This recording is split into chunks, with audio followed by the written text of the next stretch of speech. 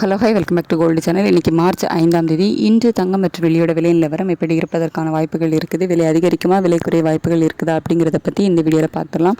நமக்கு நேற்றுக்கு தங்கம் மற்றும் வெள்ளி இரண்டுமே விலை குறைஞ்சிருந்து, அதாவது 22 கேரட் ஆபரண தங்கம் ஒரு கிராமுக்கு 265 ரூபாய் குறைந்து 15,200 ரூபாய்க்கு ஒரு கிராம் விற்பனை ஆகிட்டு வருது. வெள்ளியும் ஒரு கிராமுக்கு 20 ரூபாய் குறைந்து 295 ரூபாய்க்கு ஒரு கிராம் வெள்ளி விற்பனை ஆகிட்டு வருது. இப்படிப்பட்ட சூழ்நிலையில் இன்றைக்கி நிலவரம் எப்படி இருப்பதற்கான வாய்ப்புகள் இருக்குது அப்படின்னு கேட்டிங்கன்னா, இப்போதைய காலையில் வரப்படி பார்க்கும்போது சர்வதேச அளவில் தங்கத்தோட விலையிலே பெரிய மாற்றம் இல்லாமல் தான் இருக்குது. அதாவது நேற்று காலையில் ரேட் அப்டேட் ஆகும்போது என்ன ஸ்டேட்டஸில் இருந்துச்சோ அதே ரேஞ்சில் தான் இப்போவும் இருக்குது. அதுக்கடுத்து US டாலருக்கு நிகரான இந்திய ரூபாயினோட மதிப்பு நமக்கு பெருசாக எந்த ஒரு மாற்றமும் இல்லாமல் 92.14 பைசா அப்படிங்கிற மாதிரி தான் இருக்குது. ஒரு பைசா மட்டும் நமக்கு ஸ்ட்ரென்த்தனாக இருக்குது.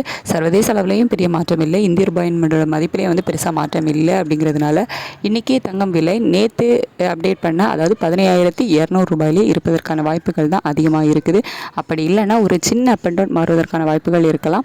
ஏன்னா நமக்கு ரேட் அப்டேட் ஆகிறதுக்கு இன்னுமே 1 மணி நேரம் டைம் இருக்குது. இதில் ஒரு சின்ன அப் அண்ட் டவுன் மாறுவதற்கான வாய்ப்புகள் கூட இருக்கலாம். அதுக்கடுத்து வெள்ளியோட விலையும் சர்வதேச அளவில் பெரிய மாற்றம் இல்லாமல் தான் இருந்துட்டு இருக்குது. தங்கம் மற்றும் வெள்ளி இரண்டுமே சர்வதேச அளவில் பெரிய மாற்றம் இல்லை. ஸோ அப்படி இருக்கிற காரணத்தினால இன்றைக்கி வெள்ளி விலையிலையும் மாற்றம் இருப்பதற்கான வாய்ப்புகள் மிக குறைவு அப்படின்னே சொல்லலாம். தங்கம் மற்றும் வெள்ளி இரண்டிலுமே இன்றைக்கி பெரிய மாற்றம் இருப்பதற்கான வாய்ப்புகள் மிக மிக குறைவு தான்.